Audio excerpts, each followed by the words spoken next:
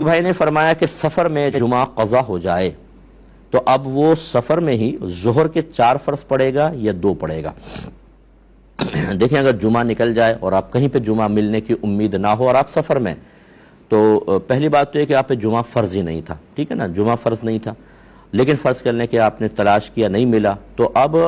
مسافر پر ظہر کے 2 فرض ہوں گے، کیونکہ وہ قصر پڑے گا۔ اگر جمعہ تو ویسی فرض نہیں تھا، وہ ظہر پڑتا گھر کے اندر تو 2 ہی پڑتا، تو اس لیے قصر پڑے گا۔ ہاں اگر وہ سفر میں تھا، مثال کے طور پہ یہ بھی سمجھا دیں تو نماز نکل گئی، ظہر کی نماز ہی نکل گئی، نہ جمعہ پڑھا نہ ظہر کی نماز، اب گھر آ کے وہ پڑھنا چاہتا ہے، تو اب یاد رکھیں کہ جس مقام پر نماز قضا ہوتی ہے اس کی ادائیگی کے وقت تو اسی مقام کا اعتبار ہوتا ہے۔ یعنی یہاں پر اب چونکہ جمعہ تو ہے ہی نہیں آپ پہ فرض، اور ظہر کے آپ کو 2 فرض پڑھنے تھے،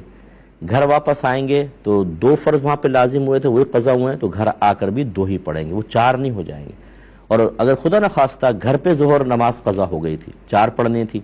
اب آپ سفر میں آ گئے، ٹائم تھا، آپ نے کہا چلو یار ظہر والی قضا پڑھ لیتا ہوں،